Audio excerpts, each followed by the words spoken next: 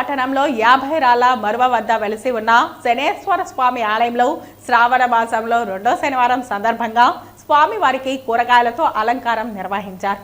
ఉదయం పంచామృత అభిషేకం, రకరకాల సుగంధ ద్రవ్యాలతో తైలాభిషేకం నిర్వహించారు. అధిక సంఖ్యలో భక్తులు పాల్గొన్నారు. అనంతరం స్వామివారి తీర్థ ప్రసాదాలను భక్తులకు ఆలయ కమిటీ వారు పంపిణీ చేశారు.